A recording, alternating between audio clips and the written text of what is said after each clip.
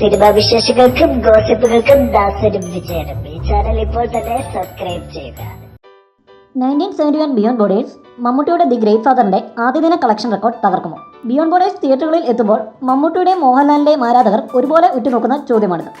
താരങ്ങൾക്കുമുപരി ആരാധകരെ സംബന്ധിച്ചിടത്തോളം ഇതൊരു പ്രസ്റ്റീജ് യുദ്ധമായി കഴിഞ്ഞിരിക്കുന്നു. എന്നാൽ റിലീസിന് മുമ്പേ റെക്കോർഡുകൾ തീർക്കുകയാണ് 1971 ബിയോണ്ട് ബോർഡേഴ്സ്. ആദ്യം മലയാളത്തിലെ ആദ്യത്തെ വെർച്വൽ റിയാലിറ്റി ട്രെയിലറിലൂടെ. ഇപ്പോൾ ചിത്രത്തിന്റെ റിലീസിങ്ങിലൂടെയാണ് 1971 ബിയോണ്ട് ബോർഡേഴ്സ് റെക്കോർഡ് തീർക്കുന്നത്. 205ഓളം തിയേറ്ററുകളാണ് ബിയോണ്ട് ബോർഡേഴ്സ് റിലീസ് ചെയ്യുക. 80ലധികം തിയേറ്ററുകളിൽ ഫാൻ ഷോകളും സംഘടിപ്പിക്കും. നാളെ 9 മണി മുതലായിരിക്കും ആദ്യ പ്രദർശനം ആരംഭിക്കുക. കേരളത്തിന്റെ പുറത്തുള്ള തിയേറ്ററുകളിൽ ഇംഗ്ലീഷ് സബ്ടൈറ്റിലോടെ ആയിരിക്കും ചിത്രം പ്രദർശിപ്പിക്കുക. 205 തിയേറ്ററുകൾ ലഭിച്ച സാഹചര്യത്തിൽ ബിയോണ്ട് ബോർഡേഴ്സ് ദി ഗ്രേറ്റ് ഫാദറിന്റെ റെക്കോർഡ് തകർക്കാനാണ് സാധ്യത. 205 തിയേറ്ററുകളിലെ റിലീസിംഗും ലാൽ ഫാൻസിന്റെ ശ്രമങ്ങളും മഹാദേവനെ ഡേവിഡ് നയനാന്റെ മുന്നിലെത്തിക്കുമോ എന്ന് കണ്ടറിയാം. കൂടുതൽ സിനിമാ വിശേഷങ്ങൾക്കും ഗോസിപ്പുകൾക്കും ദാസനും വിജയനും ഈ ചാനൽ ഇപ്പോൾ തന്നെ സബ്സ്ക്രൈബ് ചെയ്യുക. വീഡിയോ ഇഷ്ടപ്പെട്ടെങ്കിൽ ലൈക്ക്, ഷെയർ, കമന്റ്. താങ്ക്